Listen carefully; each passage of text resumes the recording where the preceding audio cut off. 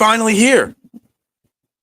The first football game of the year. It might be preseason, but the Eagles take the field of battle on Saturday night.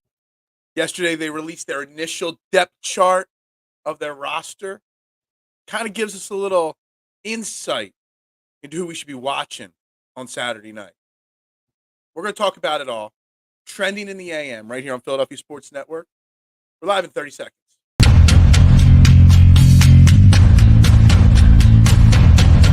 Fourth and goal.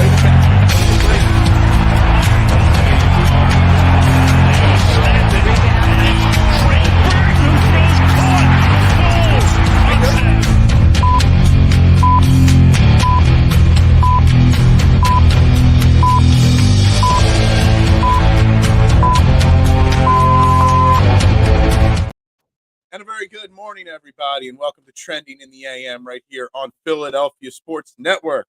We're live, Facebook, YouTube, Twitter. You know the drill. Like, share, retweet, follow. Tell a friend. Tell your neighbor. Tell one, tell all. We're live talking football. It's all Football Friday. And it's a Football Friday where we actually got a football game to talk about. The Eagles take on the Baltimore Ravens on Saturday. A Saturday night, that is. And we're going to break down everything we need to know, everything we need to think about, this initial depth chart of the Eagles, the 53-man roster, who's fighting for a job in this first preseason game, everything. This is the only show where your opinions actually matter, so make sure you get them in, and we are going to talk about it all. Make sure you hit that like button, that subscribe button. Do me all those things. We got 5 people already on YouTube have liked this video, 2 on Facebook. Get in this conversation. And I'm doing something for you guys today. I am.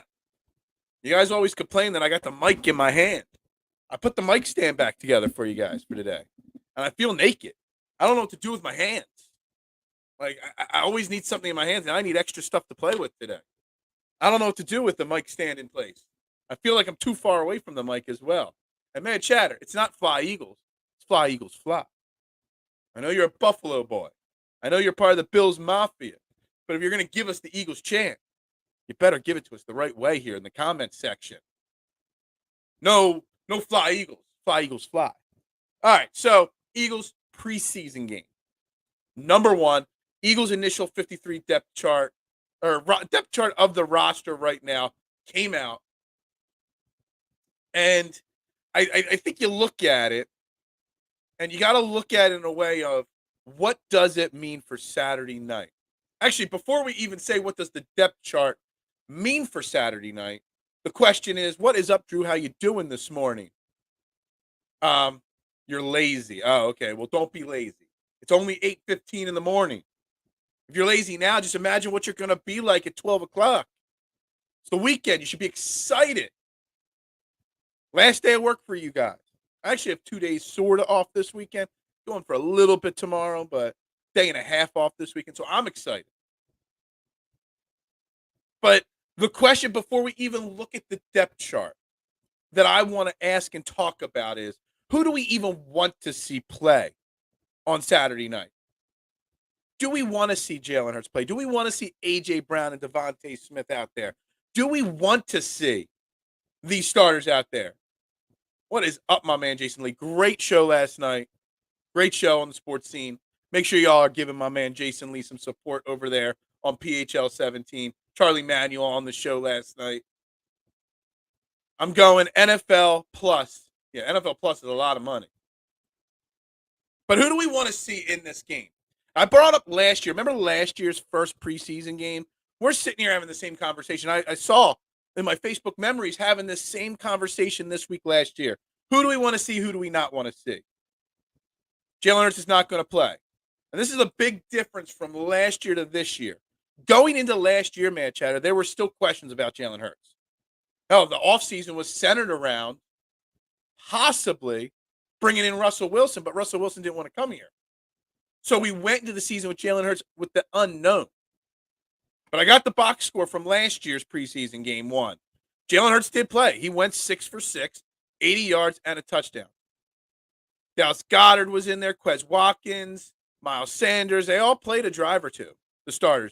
Now, A.J. Brown, Devontae Smith didn't catch a pass, I'm not sure if they played or not. But Jalen Hurts did play. And maybe it was because he was an unknown to an extent still at that point. Now, you go back to that game also, and I don't know if anybody remembers this, Zach Wilson played in the game for the Jets, and he got hurt. He blew up his knee. Now, it wasn't a long-term injury. It looked awful on the field. And I don't remember how many games he ended up missing. I know he missed the rest of the preseason. But when you've got a quarterback like Jalen Hurts, entrenched, you just paid him this life-changing money. Do we even want – I know we as Eagles fans want to see Jalen Hurts play at every chance. We want to see football. We just want competitive football. We're dying for it. Like, by the time the third quarter rolls around and we got third and fourth stringers in there, this game's going to be brutal to some. To me, I'm going to be watching every second of it. But do we even want to risk Jalen Hurts playing at all on Saturday? In my mind, I'm looking at this depth chart of the Eagles.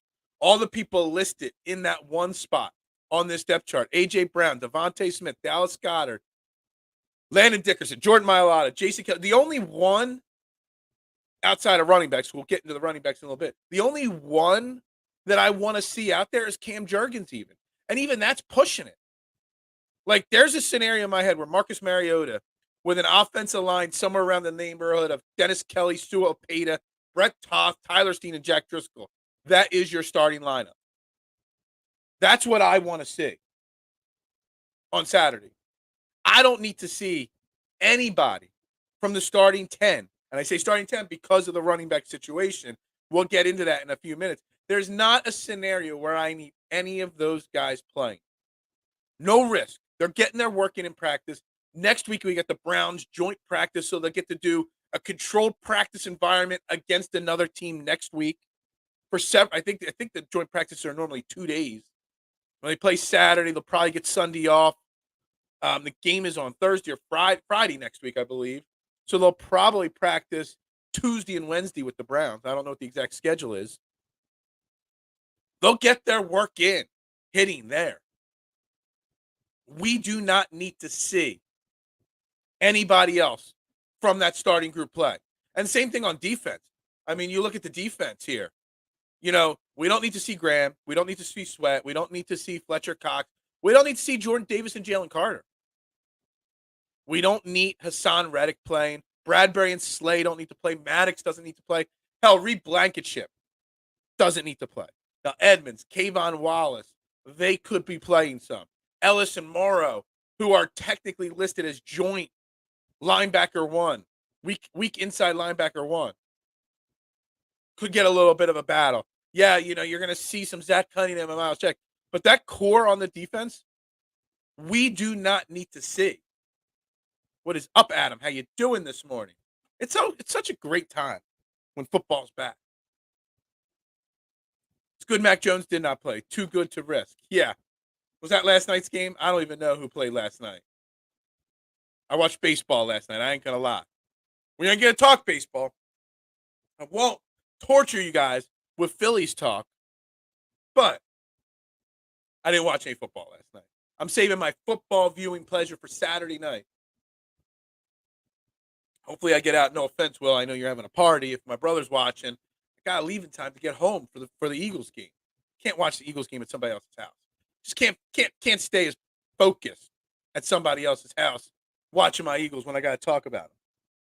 But I want to know, are you guys on board that we do not need and do not want to see a single member of this Eagles starting core? I don't even want them with the pads on. Don't even give yourself the thought process, well, maybe we'll give it a shot. Like, I don't want any temptations. I don't want any of them out there. I don't need to see Jalen Hurts. Like, I just remember looking back last year and seeing the injury. Oh, my God, Adam. Thank you very much. Much appreciated. Much appreciated, my man. Adam, do you want to see? I know you always come in for your pizza. For Eagles game. Do you even want to see a single solitary member of the starting core? Because I remember last year's game against the Jets, first preseason game. And I remember the fear I felt for the Jets fans when Zach Wilson went down. We've seen injuries across camps. Why? Anybody that is not battling for a major spot on this team does not need to play tomorrow. Hell, honestly, at this point, in my opinion, preseason games are meaningless outside of the roster bubble guys. I'm okay if they drop it to 2 preseason games. I could care less about preseason games in general. I'm going to watch. I'm going to be focused in on certain names. We're going to go over the depth chart a little bit more in a little bit. But I don't need to put any vital part of this team at risk on Saturday night. Now, there are people fighting for jobs. You can't do away with them completely because there are players that need game reps for that final decision for spots 45 through 53 on the final roster.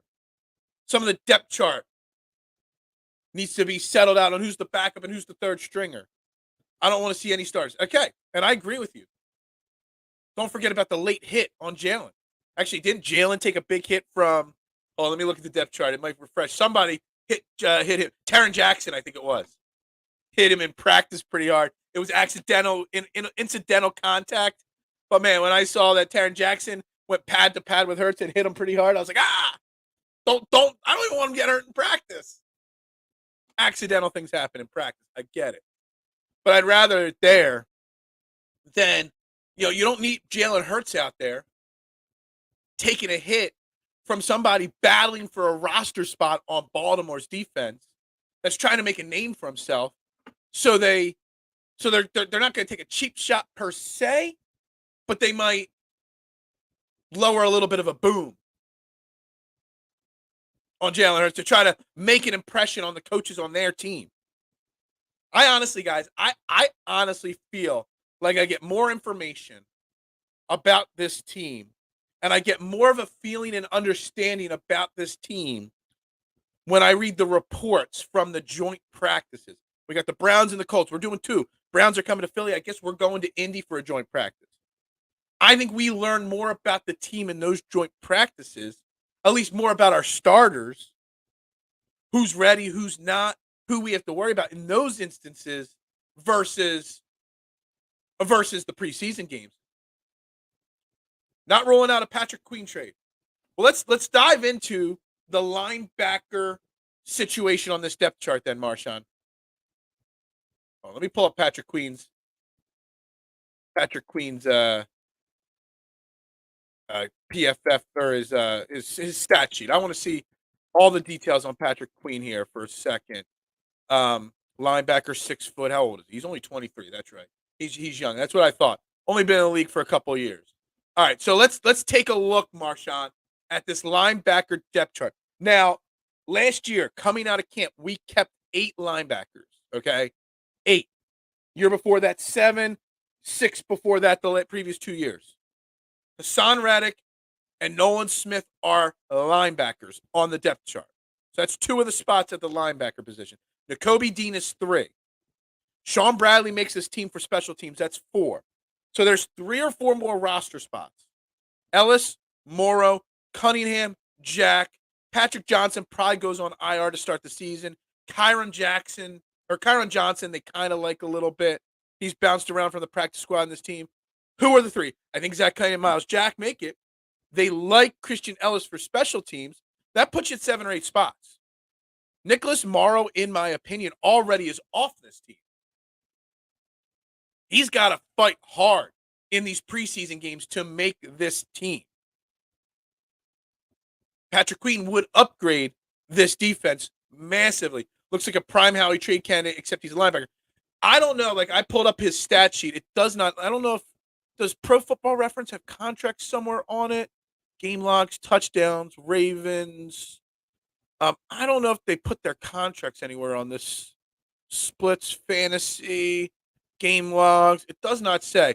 I'm guessing since he's 23 and he's played 3 years, this is the last year of his deal. I'm not sure. We'll have to figure that part out. But he's going to need to get paid, and we know how he doesn't pay linebackers. So the question is, what do you have to trade for him? And if you potentially lose him after the season, there's a lot that goes into that. What is up, Tyrone? But there's no doubt that Patrick Queen would upgrade this team. But just say you add Patrick Queen. Then you're going Reddick, Nolan Smith, Dean, Bradley, Patrick Queen, Cunningham, and Jack. And that's it. Then you're cutting Ellis and Morrow, probably. Maybe you keep Ellis as an 8th linebacker. But that means Kyron Jackson gone. Patrick Johnson goes to IR, probably. That would make us a very formidable defense if we went out and got Patrick Queen. It's just, what's the cost? And what's the cost associated with what his contract's left? Because he is going to get a man. And I think that's why he wants out. Or Baltimore, they've drafted more people because they don't want to pay him. There's a lot that goes into it. So you would have to give me what the trade is that you're looking at. How he values linebackers the same way as Sixers small forward. Yeah, for sure. That's why we got Miles Jack off the scrap heap and Zach Cunningham, not to knock him. That's why we were originally running with Nicholas Morrow and Christian Ellis as your starting opposite of N'Kobe Dean at linebacker. He doesn't value. Look, no offense, TJ Edwards was a good player. I don't think he was as great as people think last year, but he was a good linebacker last year. But we let him go for like $12 million. Like, what did he sign? Like a 2-year, $12 million contract? 3 years, $12 million? It's not like he signed this 4-year, $80 million contract. We let our leading tackler on our defense go for a couple $1 million. So the Patrick Queen, while it seems like a smart move, and he would make our defense better, I just don't know if I see it because he needs to get paid. And we know how he's not going to pay him the way he wants to be paid. But I think this linebacker group, like, I'm looking at the depth chart, where it sits right now, and I'm looking at where Howie has allotted, how many slots Howie has allotted for each position over the last 4 years.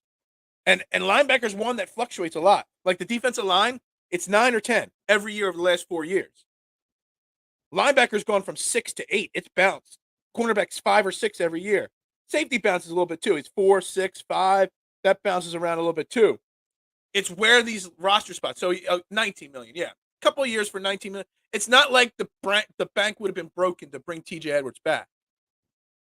And that there tells me that while Patrick Queen would be great to bring in here, Patrick Queen wants a big contract. If Howie's not giving him a big contract, I'm not giving up the high draft capital to get him. Starters hold the clipboards, go throw the drills. It's about building chemistry. You're going to build that chemistry in the joint practice with the Browns next week. I don't want any risk.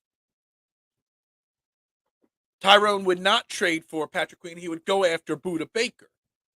Now, the safety is the next part of this depth chart, if you want to look at it. Because I think linebacker, safety, on offense, I think there's some offensive line positions up for grabs. I really do. But the running back, we'll get to that in a little bit. But this safety position on this depth chart, you look at the depth chart right now. Safety, Edmonds and Kayvon Wallace, they're listed both as a starting safety. It means those two are really in a heated battle. Reed Blankenship is your other starting safety already locked. He doesn't even need to play on Saturday, in my opinion. Then you got Tristan McCollum listed, Sidney Brown, Justin Evans. You only got 6 safeties listed on the depth chart, period. Last year they kept 4. The last time they kept more was 2020 when they kept 6, and 19 they kept 5. They only keep 4. It's Blankenship, Wallace, Edmonds, and Brown. But they seem to be high on Justin Evans. I don't know if Justin Evans makes it to the practice squad or not.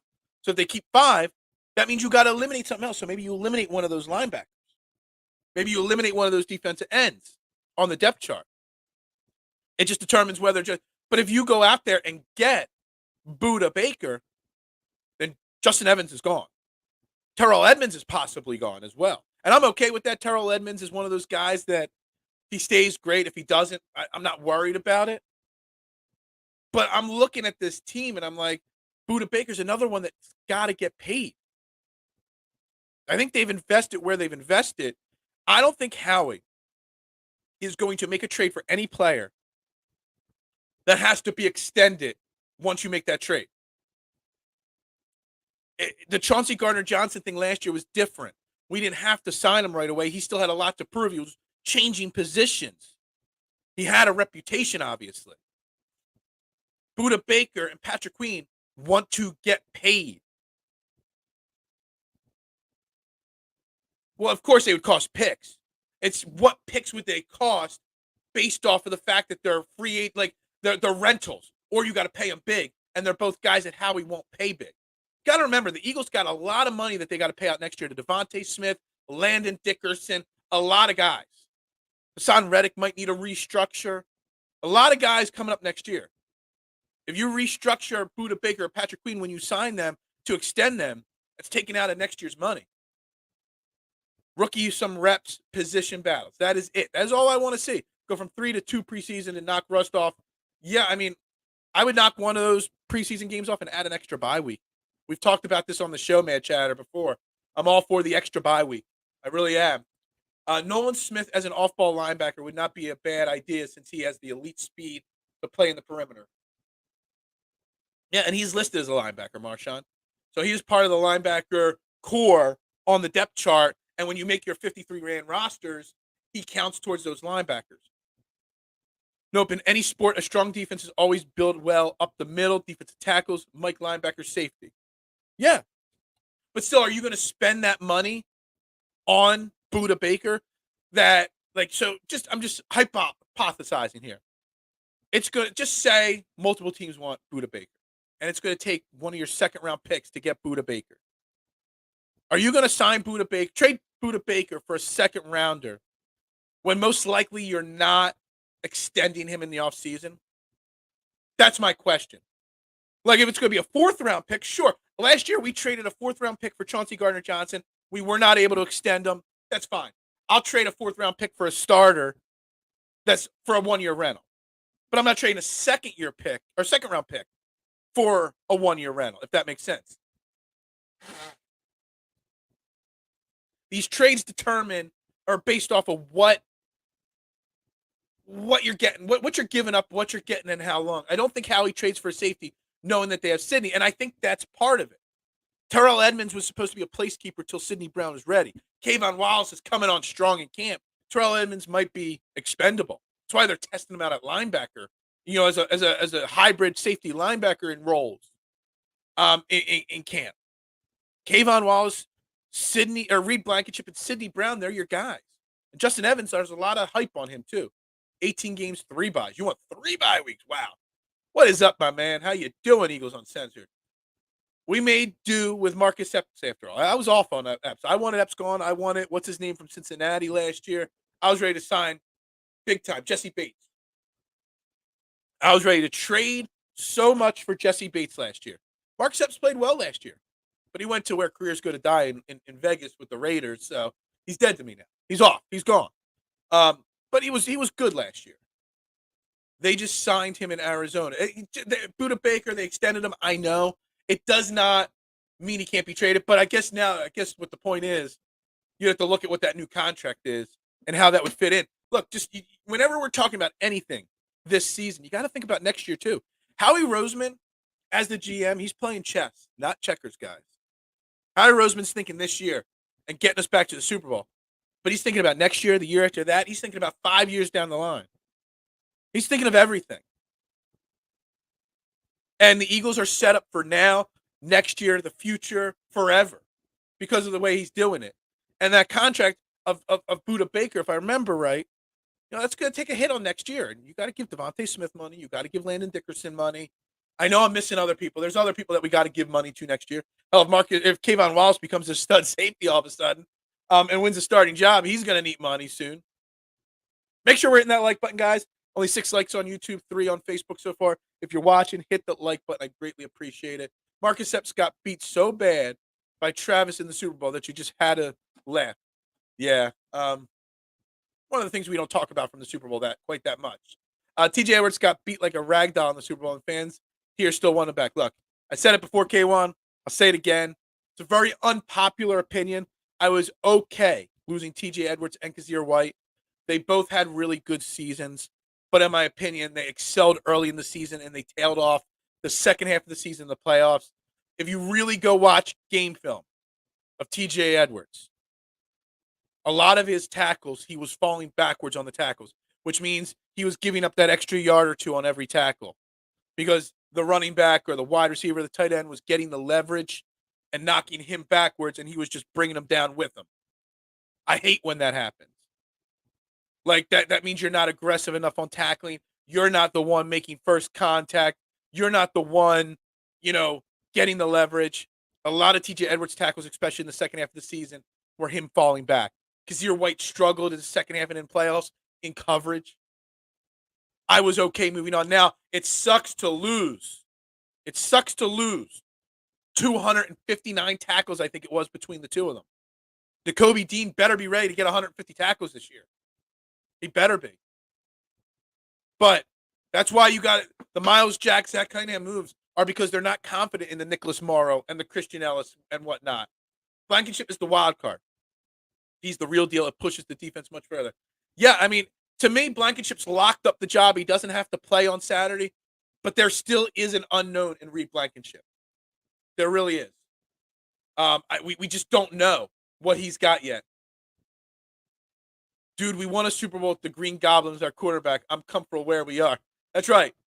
But Eagles on Senator, one of my most other unpopular takes, and yes, K1, I'm glad you agree with me on Edwards and Kazir White, because I just didn't see the hype there.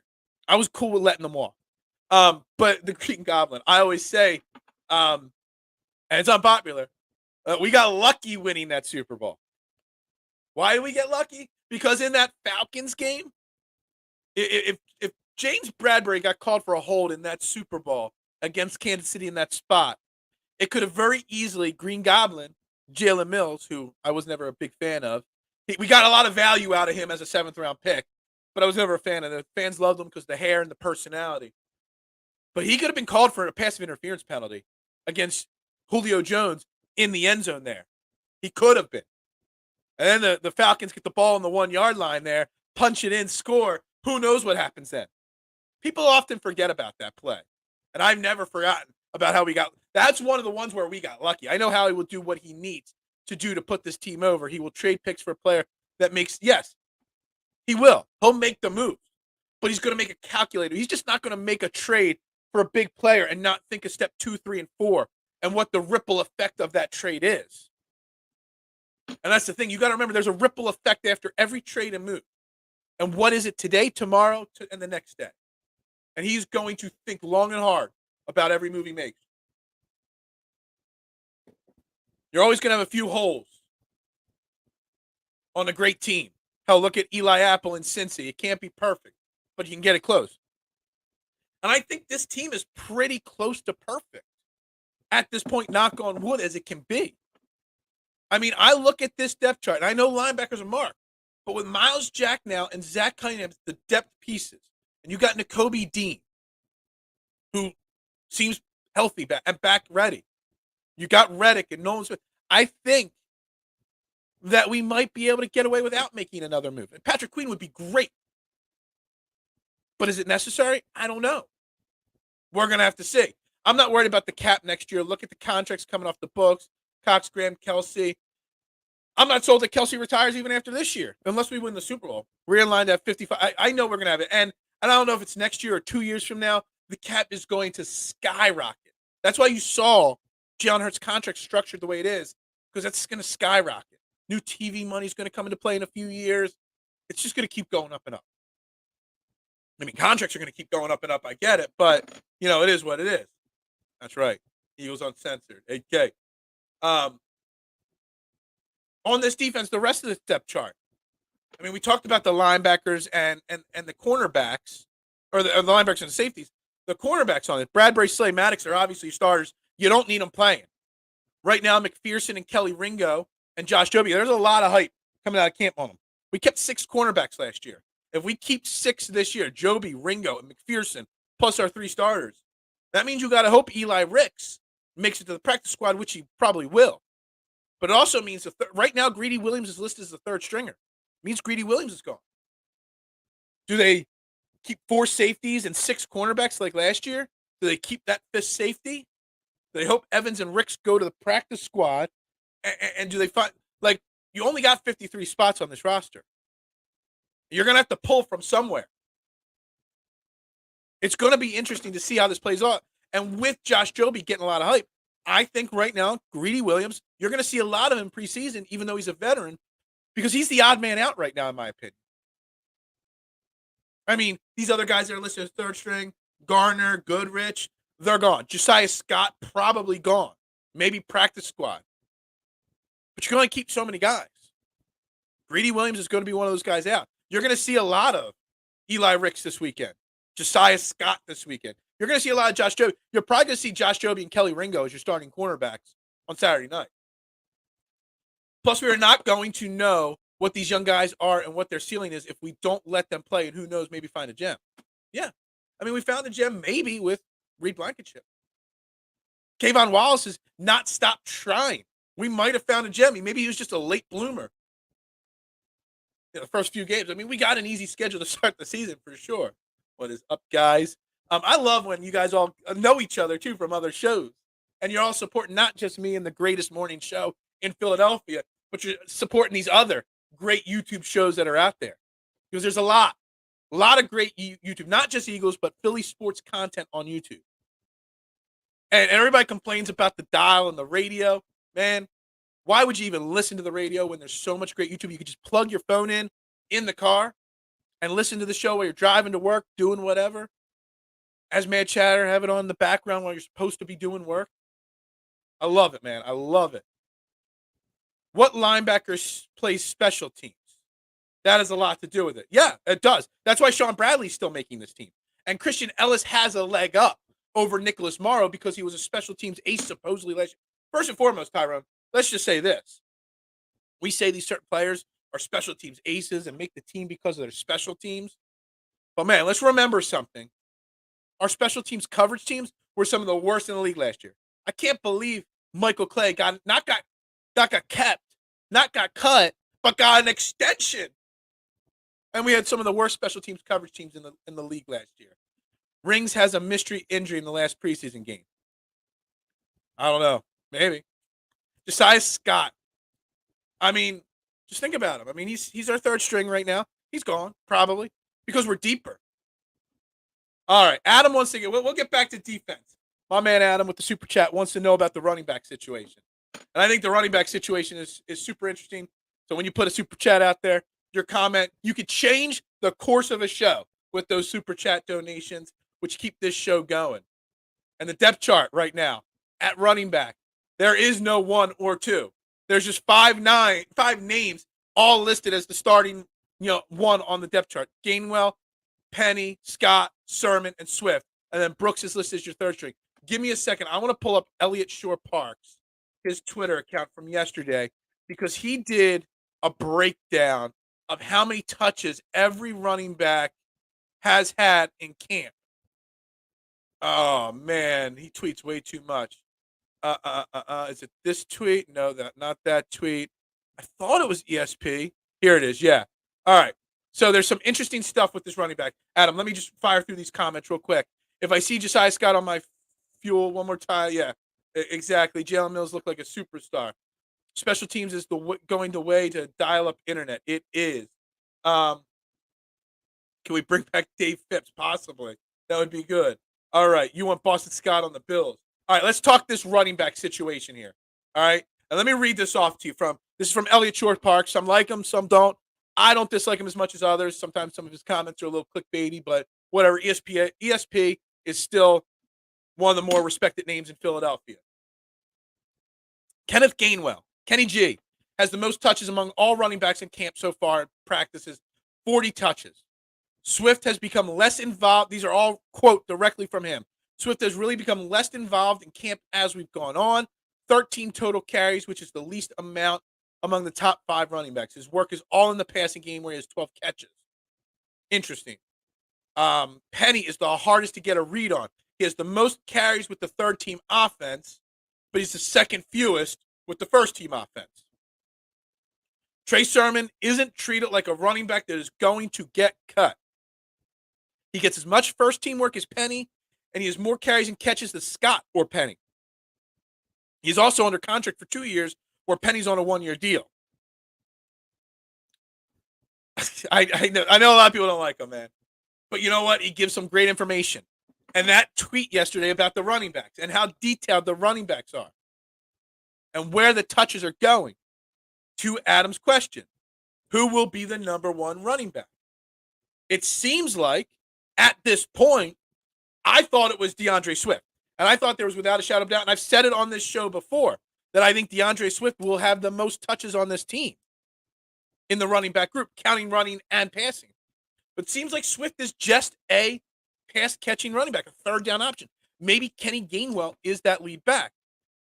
Maybe they are going to go more of the three-headed monster like we had with Deuce Staley, Correll Buckhalter, and Vaughn Hebron, and those three-headed monsters where it was fairly equal, where you had a bunch of guys with 150 touches. Kenneth Gainwell's getting a majority of the work on the goal line. We know that. And Mark, yes, Boston Scott was noticeably absent from that tweet. You notice he talked about how Trey Sermon does not look like a guy that's getting cut. And we talk about the depth chart, and we talk about the 53-man roster. He's kept only 3 running backs the last 3 years. If you keep a 4th running back, are you going to drop from – he's kept 10 linemen 3 of the last 4 years. Are you going to only keep 9 offensive linemen? Where's that 4th running back spot going to come from? Are you going to keep 2 tight ends? They've done that before, but not in a few years. Like, I'm really curious how this shakes out. And I see Kenneth Gainwell not playing at all in preseason. But you're going to see a lot of Gainwell or Swift. You're going to, not a lot, a little bit of Swift, a lot of Penny, a lot of Sermon. Kennedy Brooks, sorry, he's not making the team. He might make the practice squad. Eagles beat reporter Seamus Clancy says Gainwell has been the team's early down back in touches. Yeah. And I'm surprised.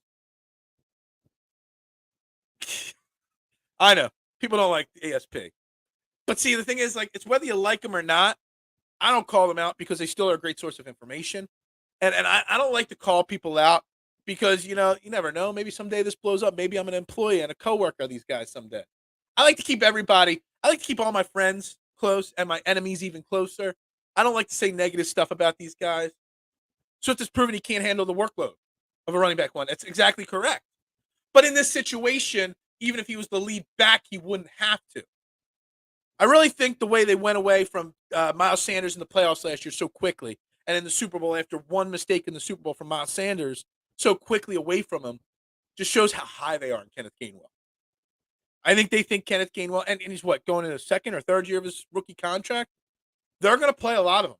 They're going to use them. They're going to beat them up, and then kick them aside and get somebody else in the draft, probably. But I think you look at contracts. You look at usage with the first team in practices. You look at a lot of things, and I'm still saying it. It's going to be DeAndre Swift, Kenneth Gainwell, and Trey Sermon, the 3 guys. Boston Scott, Mad Chatter, is going to get cut. If they keep a 4th guy, it'll probably be Penny. But I just don't know where that 4th... Like, is Rashad Penny worth keeping an extra running... one less offensive lineman? If you can get Boston Scott maybe on the practice squad, or Penny on the practice squad, or hell, put Sermon on the practice squad and keep one of those other guys, is any of those running backs worth keeping one less offensive lineman, keeping one less tight end, keeping one less cornerback? Just think about 53-man roster construction. Are you going to cut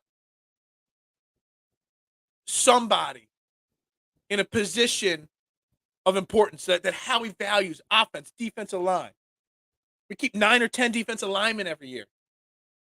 Are you going to keep 8 linemen so that you can keep a Boston Scott on this team? I just don't think so. Eagles want Gainwell to be the top guy. He impressed them in the playoffs. They do. So then to answer Adam's question, at this point, it's Gainwell 1, Swift 2, and it's a tie between Penny and Sermon for 3. And I think they're battling it out. And you're going to see a lot of both of them Saturday night. And I hope, Correll Buckhalter, don't you remember Vaughn Hebron, Charlie Garner? Hey, I can go back to the early 90s. Heath Sherman. Obviously, I was a huge Keith Byers fan back in the day. I know you guys don't like him. I know.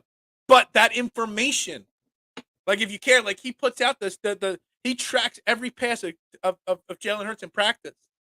Like I know it's extreme, but it's important. So you do get information from him.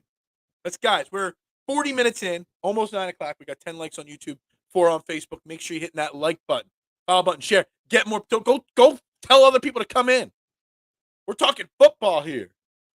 The best morning show in Philadelphia. See, I feel we have way more H-back, either trade one away and get some value or something, I'm tired of keeping H-backs and not using them. That's why we're only keeping 3. 3. 3 it is. He doesn't have to be the lead, just be a weapon. Swift and Gainwell. Neither have to be the lead. Maybe they both have 100. How many touches did Miles Sanders have last year? Like 300? They both get 150 touches. You keep them both healthy and fresh. And you are seeing reports. The touches how many touches each gets with the first string is one thing in practice. But you are hearing reports that Gainwell and Swift are on the field at the same time. And I've said it before. Just imagine a defense, being a defensive coordinator, being the Mike linebacker and being like, there's Devontae Smith, there's A.J. Brown, there's Dallas Goedert. Oh, and in shotgun with Jalen Hurts, you got Swift and Penny, or Swift and Gainwell. You don't know who's getting the ball. That's a scary defense right there. Penny isn't getting kept over an extra line. Exactly, K1. It's just not happening. At least not in my opinion. There's no way they're going to cut an area that they feel is extra valuable. Offensive line. We're going to get into the offensive line depth chart, the defensive line depth chart in a second here. Well, we'll just do it right now. And we're going to catch up. There's a lot of comments here. We're going to catch up to it. Right now, obviously, you're starting 5. Cam Jurgens is a starter now. Mailata, Dickerson, Kelsey, Jurgens, Johnson. All starting. None need to play tonight. Jurgens might, but none need to. Then that's 5 of your 10. He's kept 10 offensive linemen the last 2 years, 2020, 8, and then 2019, 10. So most likely he's keeping 10. So you got your 5 starters. Tyler Steen's staying. Brett Toth is your backup center right now, so he stays. Sua Opeta probably stays. Dennis Kelly, they just brought back. He's a probable stay. That leaves Jack Driscoll. That leaves Josh Anderson, who they just brought back. That leaves Josh Sills, which whatever. Julian Good-Jones, Tyrese Robinson. They're all on the depth chart. And Fred Johnson. That leaves 6, 7 guys for that last spot. I do not think Jack Driscoll's a lock. He's had a very bad camp from a lot of reports. They just brought back Josh Andrews. Josh Andrews might be the 10th guy. But that's it. That's it. There's no way that they're going to say, all right, well, we don't need Jack Driscoll or Josh Anderson. We'll just keep 9 linemen, and that's it, and we're going to keep Penny. That's just not the way it goes. You don't want to burn bridges. I don't burn bridges, man. I never do. I've been with multiple different networks, and I always leave. Now, some of the people when I leave don't like me because I left them, but I always do it professionally. And I always keep receipts that I do it professionally. I've never burned a bridge in my life. We've always been a running back by committee, but only ever used 2 halfbacks. I get it. Ricky Waters. For who? For what? Man, when we brought Ricky Waters in, Adam, I was so pumped.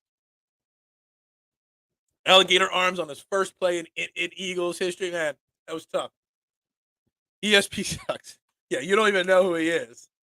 Phil probably has an Anthony Tony uni in the back of his closet. I do not.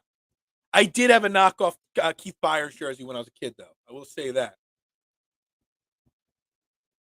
What vet you think gets cut? Drew, good for you to check in, my man. I get what you say. You didn't have to put it. I understood what you said.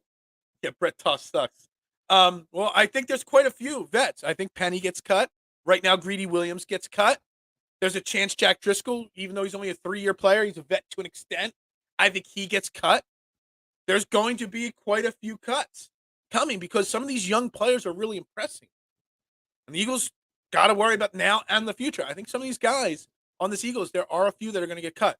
And I think some of these deals with Greedy Williams and Rashad Penny, if you look how they were structured, there was probably a handshake in this deal from Howie Roseman and the agents. Like Greedy Williams, Rashad Penny, they want an opportunity to start or play a lot. We're going to structure this deal with lots of incentives, very little guaranteed. And if you're not going to make the team, it helps us cut you early enough so you can go find a spot. You see that all the time. The vets get cut first so that they have a chance to go find and catch on with another team. You might see that.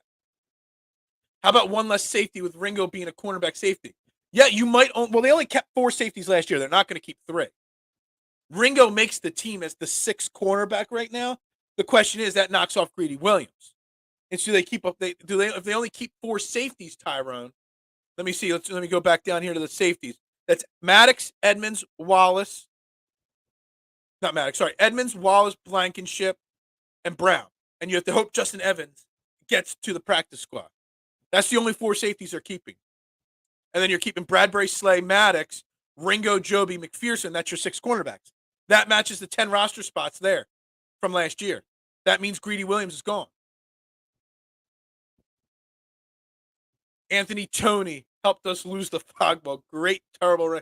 Dude, there's so many great, terrible running backs in the early 90s, late 80s on this Eagles team. It was just, we talk about how we never had wide receivers. We never had running backs, really. We never did. I do the DCX suck it. The X suck it. Yeah, no. I write a thank you very much. I'm just time to move on.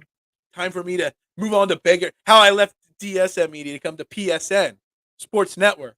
Look, guys, just a better opportunity to move on to something bigger and better.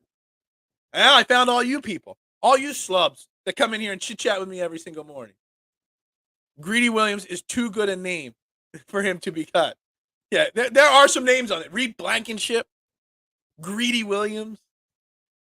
There's some names on this Eagles team, for sure. But I just don't see, are you going to keep Greedy Williams and a 7th cornerback and then cut another linebacker or defensive lineman? I just don't get it. It's so easy to cut him. I think Penny had $600,000 in guaranteed. I could be wrong on that. I think, or maybe the cap hit if we cut him is $600,000 Penny. There's very little money by cutting those 2 guys that we lose. Fly, Eagles, God. Come on. Get it right. They may try to trade Maddox if Ringo beats him out. Ooh, that's interesting. Maddox is an interesting name for me, Drew. He's a guy that, we talk about a lot of players being injury prone. Vontae Maddox is injury prone. And you do have on this depth chart Ringo, Zach McPherson. You got Joby, who's impressing. You got Greedy Williams. You got Eli Ricks, who isn't ready yet, but they don't want to lose him. I don't know. I haven't heard any rumors about trading Vontae Maddox, but I guess it could be a possibility. He is a vital part. Like, he's part of the team. Like, he's entrenched. I just don't know I don't know if he's got a long-term future in Philly. So maybe it's an interesting thought process, Drew. I'll think about it.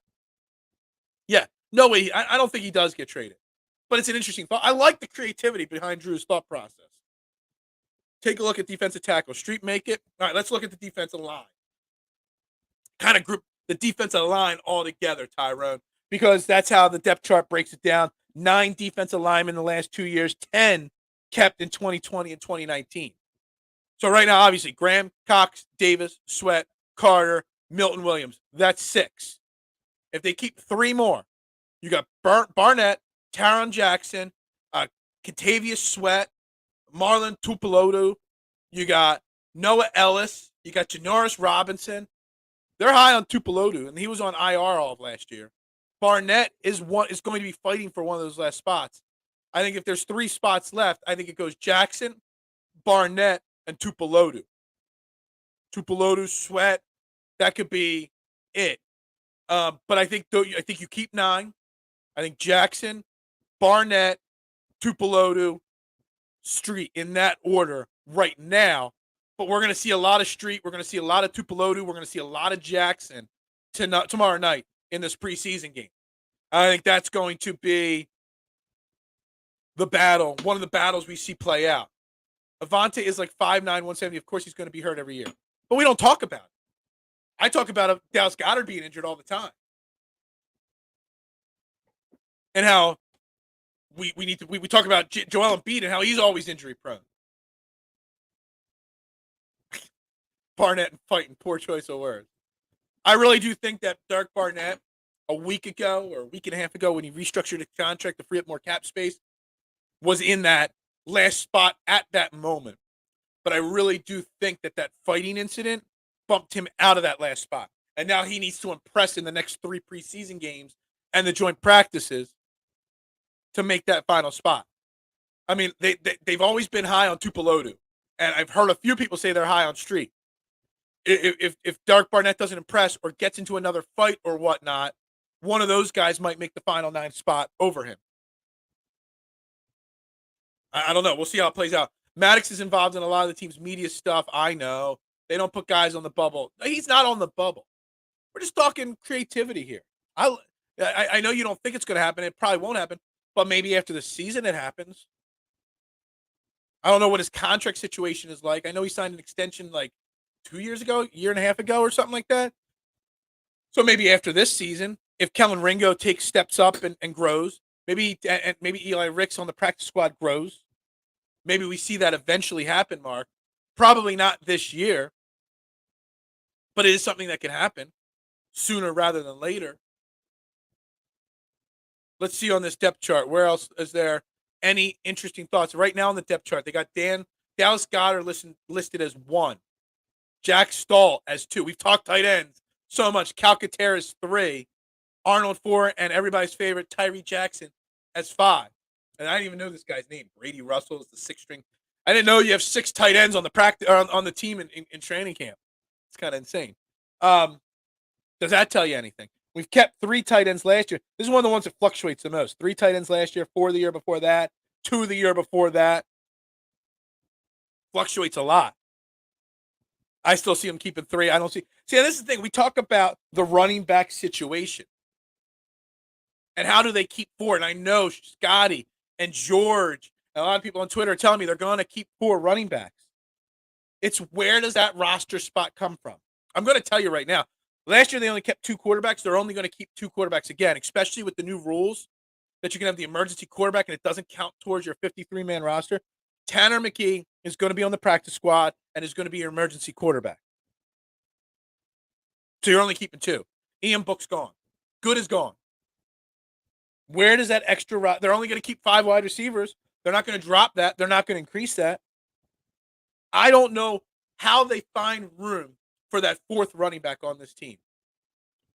And I think this depth chart at running back right now proves that they don't know. The fact that all 5 of them are listed as number 1 on the team right now. And sorry to the Kennedy Brooks supporters out there. I know there's a few of you that comment in the show all the time. He ain't making the team. He'll be on the practice squad. He won't even be protected on the practice squad most weeks.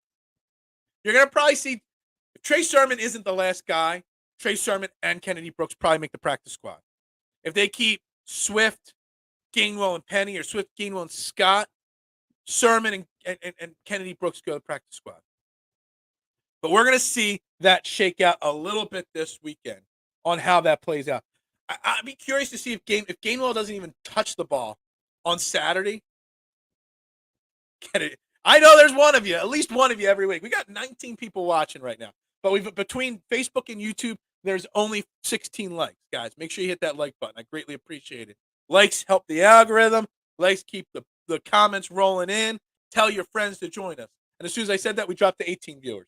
I don't think they can stash Sermon on the practice squad again. Mark, I've said this a couple times on the show. And they gave him a 2. Penny got a 1-year deal. Sermon got a 2-year deal. Tells you something right there.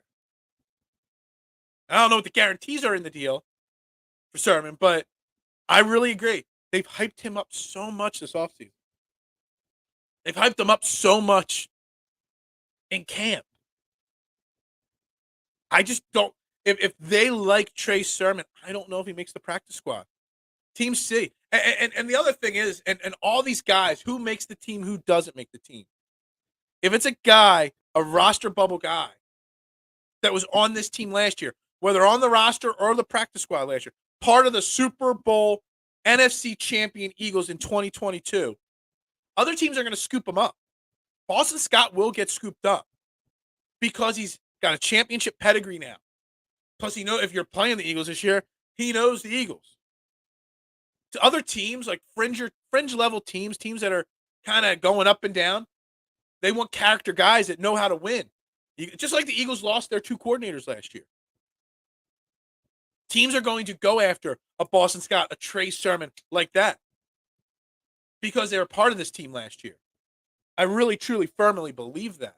And I say everybody like this video because we have 19 people watching. I say that. Within 30 seconds, we're down to 12 people watching. My core 12. So I call y'all. My core 12. I think actually that's a t-shirt name. Core 12. Trending in the AM, and I'll put some of your names around the shirt. So you're saying Dan Arnold's making the team over Grant Calcaterra. I think it's interesting, Tyrone. I still think there's a chance Tyree Jackson They love Tyree Jackson. They do. I don't. I don't see it. Never been able to stay healthy. I would probably keep these three if I'm keeping three. Only thing I can think of, guys, you want a fourth running back. DeAndre Swift is going to be catching the ball in the backfield as a receiver more often. Maybe they only keep two tight ends at first. Maybe they try to get Calcaterra to the practice squad. I don't know. They did keep only two tight ends in 2020 and 2019. That was when they had Ertz and Goddard only. Two high-quality tight ends. Is Dallas Goedert and Jacksonville. Just with Dallas Goedert's injury history, dude, I don't think they can only keep two. So they probably keep three, and these are probably the three. Do the Core 12 get free pizza? I will do a Core 12 free pizza day. Problem is, Mad Chatter won't come. So I'll have to find the 13th person of the Core to come eat the Mad Chatter's pizza for the day. I'll do a Core 12 free pizza day. Justin will just have to make it for y'all while I eat with you. We'll do a Core 12 show. Everybody has to bring their own microphone. But we'll do a Core 12 show at the pizza shop where you're all welcome to the pizza shop, and we'll do a Core 12 roundtable where the Core gets to be on the show. Trying to work George on the show. George has been supporting me for a while, for a long time. I know he wants to come on and give his unpopular hot takes. We're working on that. Next couple weeks, we're gonna have George on the show. He can't always comment because he's working and he's on UK time zone. It's late afternoon for him. Absolutely zero anchovies on your pizza, Mark. No, I'll put them on. You'll have to pay for that pizza though. I won't give it to you for free, as long as there's no baseball talk. Yeah, we're gonna do the Core 12 roundtable, and the first thing I'm gonna do is, what do you think of the Phillies in the World Series? That's what I'll do. Maybe I'll have to bring back. I used to do this once every so often. Can't do it in the morning. I don't think it would be easy to do in the morning. But I used to do like a listener appreciation show, and I can have six. Well, no, I've got the cheap version. I think I'm going to have 6 people, 5 or 6 people on the screen at a time with me. I'll have to look into it, and we'll do a show. I'll do like an afternoon or evening show where everybody is invited, and I'll put the link, and we'll rotate you all on. Drew's been on my appreciation shows before. Mark's been a co-host with me many of times. They are not the best topping. The most annoying thing about anchovies at a pizza shop, to me, and I'll eat anchovies if they're mixed into something. I'm an Italian. I don't want them on my pizza. But the people that get half anchovies, half cheese, because half the people in the family like anchovies, half don't. You damn well know that other half is going to smell and taste like anchovies when you get it home. Get 2 smaller pizzas. Don't get a medium pizza or a large pizza half and half. Get 2 mediums, because you're screwing over the other person in your family. I'm just telling you. This year's cuts all come at the same time. Doesn't it make it harder for guys to get picked up? Yeah, but you can release guys earlier. I mean, the cut down does, but yeah.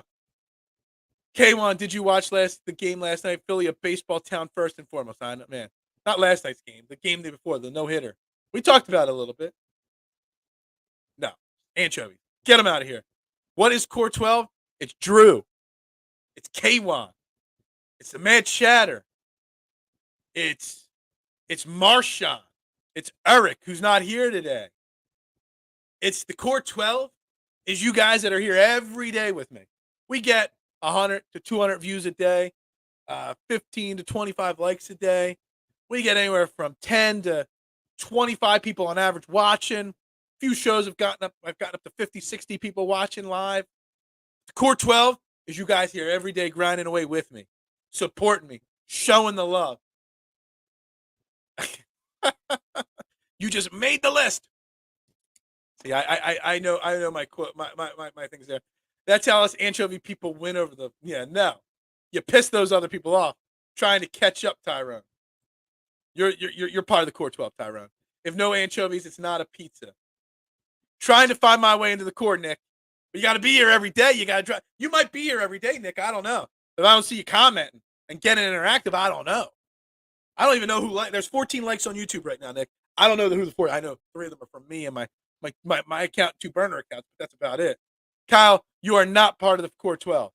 You are my statistician. That's different. You actually have a role.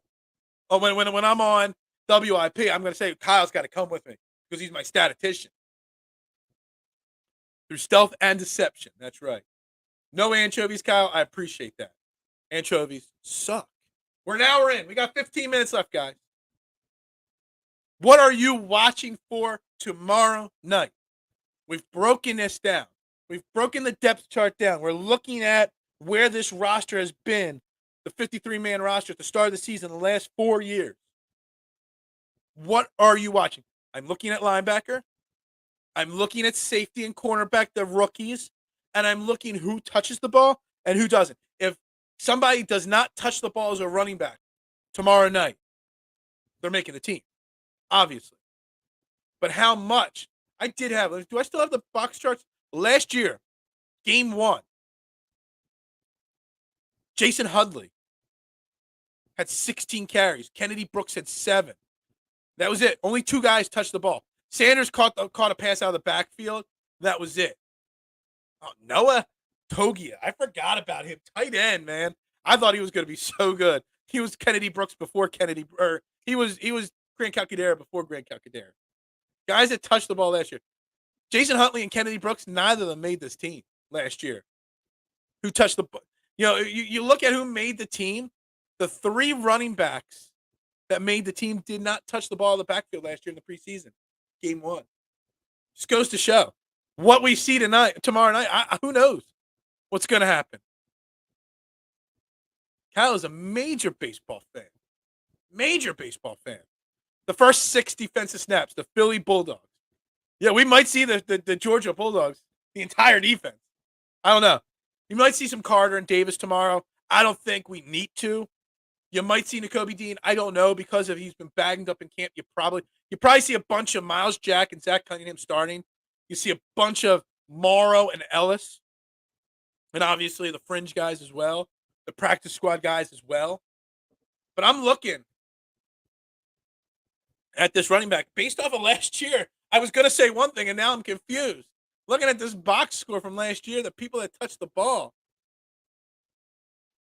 Like, I don't know. Reed Sinnett had the most passes. We saw a lot of Reed Sinnett last year in preseason game 1. Guys that caught catches.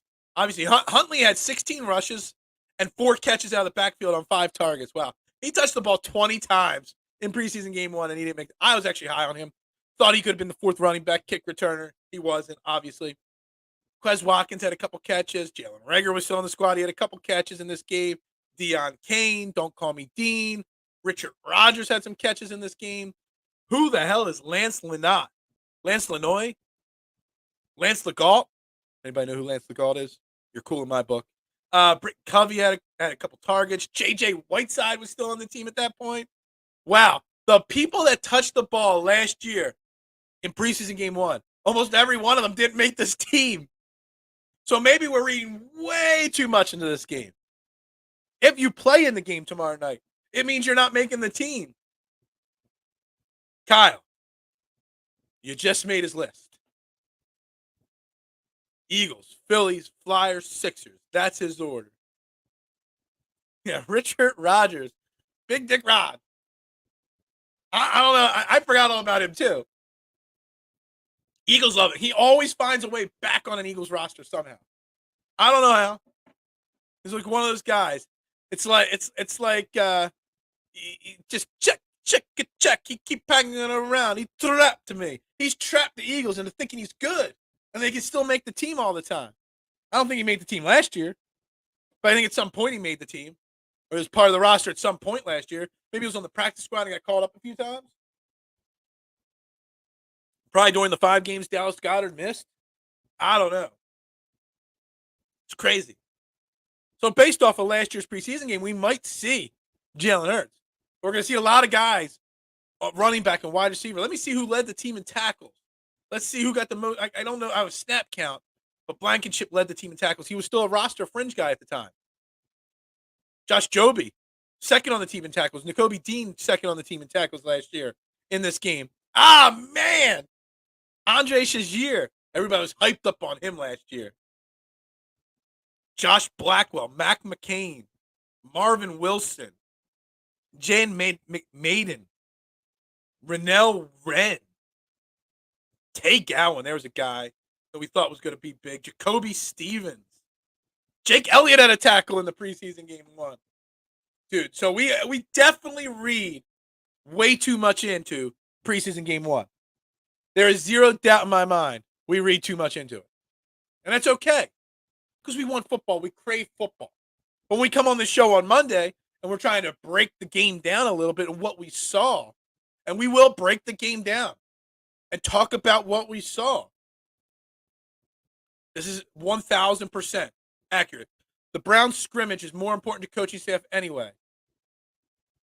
ESP can cover the Ravens for us. Look, I don't disagree with this, and I will watch the entire game on Saturday. I will break it down. But let me tell you something. The reports and videos from ESP, Chris Franklin, Ed Kratz, Philadelphia Sports Network's own Mike Greger and Brian Cameron, what they put out content-wise on, and make sure you guys are going to Philadelphia Sports Network first and foremost for all your articles on the Eagles, Phillies, Sixers, Flyers, Union, the Women's World Cup. I got a shout out to Regina Ham and the crew that covered the U.S. national team for the U.S. in the Women's World Cup. Unfortunately, they fell in the round of 16, but the team of writers at Philadelphia Sports Network, they do some great work. Fantastic work. Make sure you follow them and reading those articles on a daily basis. But I will be paying closer attention to that scrimmage, whether it's one or two of them, the joint practices. That's what I'm paying attention to, for sure. Right, Football Friday's almost over, man. We got 9 minutes left. Got another day. Got 3 big orders to get in to make. Wife went in at 8 a.m. again today. Got big orders. Been a busy week on big orders. Phillies now 1.5 game lead on the number. I know. Phillies are, hey, there's some that'll say the Phillies still have a chance of catching the Braves. I don't think so. But there's still a chance. Andre is now a French sous chef. Not fact checking it. I'm just going to believe you, Tyrone, as you get into the core 12 here. No offense, Tyrone. And this is the thing. He does have an agenda. It's not think. He does. But every media member, every podcaster, hell, me, everybody has an agenda. Now, it's those that take their agenda too far, like the Dan Cilios and the Chris Sims of the world, the big guys like Skip Bayless. They take it too far. But every media member, from the smallest person in the world to the biggest name, they have an agenda. They have to. That's how they get their reputation. That's how they get fans or they hate. It is what it is. We all have agendas and we all have egos. Whether we admit it or not, I admit I have an ego and I admit I have an agenda. My agenda is to beat them. Beat those guys on the morning shows. Have a better show. My agenda is to provide you guys with a safe place to have any opinion possible. But yeah, I'm a Jalen Hurts supporter. Jalen Hurts walks on water to me. That's my agenda. He could do no wrong. Get him his $500 so he could get the Mrs. Phil the fur. She ain't getting no fur coat. She wouldn't want one anyway. U.S. women's, they went down harder than the Sixers. Dude, I didn't watch a lot of it, but I was following the coverage from Philadelphia Sports Network, and I watched a few minutes here and there in group play. I completely forgot about the game. I caught the highlights afterwards. They played so bad. They did. Poor Julie Hurts, Zach Ertz's wife, last game. It's a shame. You care about the Union winning League Cups? I do. Occasionally I'll have my man, El Parcero from Philadelphia Sports Network and DSM Media on here to talk a little Union. I will. You can't not enjoy a little Union soccer. Hey, it's not fun to talk soccer. But man, if you've ever gone down to a Union game, there's not quite the experience of going to, what's it called now? Subaru Park there in Chester? Whatever it's called now. I think it changed its name, or maybe Subaru Park is the new name. I don't know.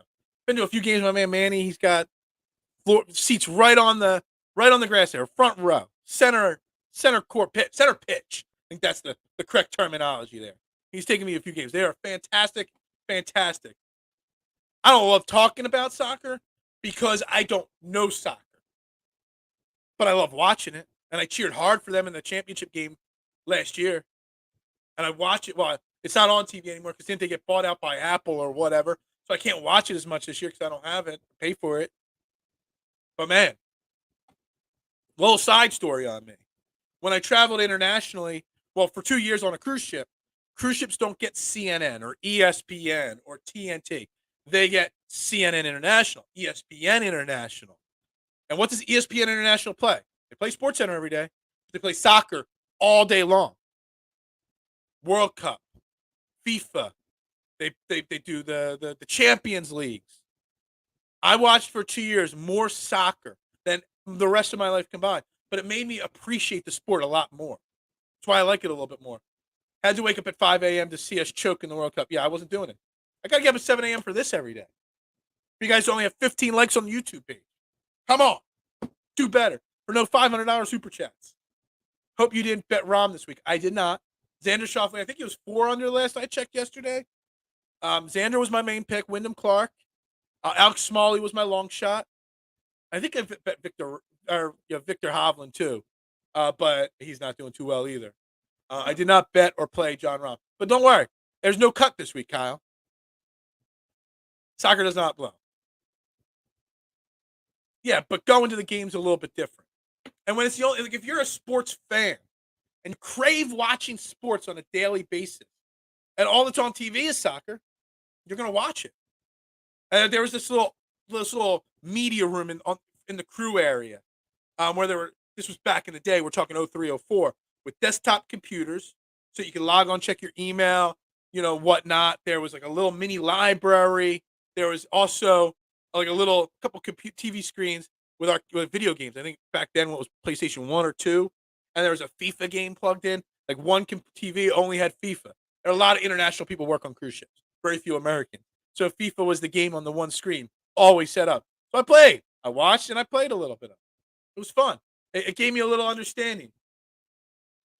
The Core 12 can vote a Core 12 member out. I love it. I got to sit down and figure out. I'm going to do a graphic of my Core 12. I only know you guys by your YouTube names. I wish all the Core 12 would send me their Twitter handle so I can do a Core 12 group chat on Twitter or something, because that would be hilarious. Now to mention he is also, I think the whole entire Core 12 is making the Man Chatters list. And if you don't know what I'm doing with this, guys, you just don't get it. Nobody told me who Lance LeGault was yet. Nobody picked up on my Lance LeGault quote earlier. Never. If some of us have to listen to baseball, the others have to listen to soccer and anchovy pizza. Man, we're spiraling out of control here in the last 2 minutes of the show today. Yo, we'll start the wrap-up process here, guys. It's the end of the week. I got to get to work. Shout out to Adam. Appreciate the super chat, my man. Greatly appreciate it. Greatly appreciate the Core 12. I'm going to start a Core 12 list. I'm going to try to figure this out. I'm going to do a shirt that's called the Core 12. If you all send me DMs on Twitter, I'll start a group chat amongst the Core 12. Maybe if not, maybe we'll start a Slack chat or a Discord chat. The Core 12. I love it. But you guys are the great. Tyrone, every day here, man. I appreciate it. You've been here every day. I think you were 1 minute late today, Tyrone. I won't lie. It's a little disappointing in your performance today by being 1 minute late to the show. I'm just kidding with you, man. I'm here for the cheese, pepperoni. I'd rather anchovies than pepperoni on a pizza, to be honest. Pepperoni is the most overrated pizza topping there is, without a shadow of a doubt. But anyway, we're going to wrap it up. Eagles play the Ravens. I didn't even worry about the line. I don't worry about the score. I just want to see who we play. Remember last year's box score and the amount of guys that we did not see in the game. So we're going to wrap up Trending the AM for another great week. Thank you all very much for your support. Share it out. Tell a friend. We had good views this week. But let's all make my Core 12. If you don't want to be on my list, go tell 2 or 3 friends. Find more people to join this chat. I think we maxed out at live views at about 21 today. I need to get this show to the 60, 70 live views like we had draft week. That was like the second week on this channel. And we had like 60 people watching at once. We got to get it back up there, guys. We got to do it. It goes with you guys. Tell everybody. We're the best. I have a Discord account. I just don't know how to put it together if I don't know your email address or your Twitter account. I have a Discord account. For something else I do. I'd rather on Twitter because I'm on Twitter like 47 times a day. All right, we're going to wrap it up. Trending the AM right here on Philadelphia Sports Network. Make sure you hit the like button, the subscribe button, the follow button. Turn the notifications on. We're back Monday recapping preseason game number 1. And we're going to end the show as we're going to end every show from here on out. Go Birds!